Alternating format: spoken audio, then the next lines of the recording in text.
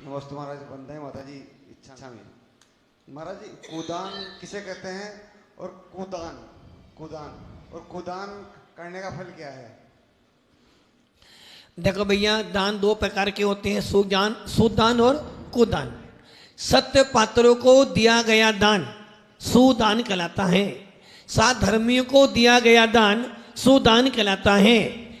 इसके अलावा जितने भी मिथ्या दृष्टि जीव हैं, इनको जो तुम दान देते हो सारा कुदान में आता है। अर्थात जिन शासन को छोड़कर जितना भी दान दोगे वो सारा का सारा कुदान में आता है।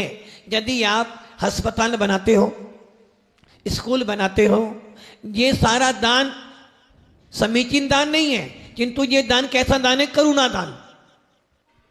जो दान वास्तव में दान किसे कहते हैं? दान उन्हें कहते हैं जो सत पात्रों को दिया जाए, जो साधु संतों को दिया जाए, जो मोक्ष मार्ग के साधु संतों को, भगवंतों को, वीतराता को दिया जाता, वो सुदान। और जो हम बच्चों के लिए धर्मशाला बनाते हैं, हॉस्टल बनाते हैं, स्कूल बनाते हैं, अथवा अस्पताल बना देते हैं, भोजनशाला खोल देते हैं, ये सब हमारा करुणा दान में आएगा। किंतु मिथ्या दृष्टियों को दिया गया दान सारा कुदान में आता है। इसलिए तू दान दोगे तो वो दान देने का फल मिलेगा कुभोग भूमि। इसलिए ध्यान रखना, जब भी दान दो ये सोच समझ कर देना कि मैं अपना दान कहाँ पर दे रहा हूँ और किन भावों से दे रहा हूँ। यदि आप गाय को रोटी खिलाते हो और ये मान लो कि नहीं मैंने गाय को रोटी दी, मेरा धर्म हो गया, धर्म है, ये धर्म नहीं है, ये करुणा दान है, दया वृत्ति है। यदि इसे आप धर्म मान लोगे तो वो कुदान हो जाएगा। और यदि इस प्रकार से दोगे नहीं मैंने दया करी, करुणा बुद्धि से दिया है, तो वो आपके लिए अच्छा दान हो जाएगा। ऐसे ही कोई गरीब व्यक्ति था, आपने उसकी सहायता कर दी और आपने बोला ये मैंने धर्म कर लिया, ये धर्म नहीं है, ये आपने उसके ऊपर करुणा दी है। यदि कोई अपना साधर्मी भाई है, गरीब था, आपने कुछ सहायता कर दी, अब उसके बाद सुनिए ये मेरा धर्म हो गया, ये धर्म नहीं, ये आपकी व्यवहार है।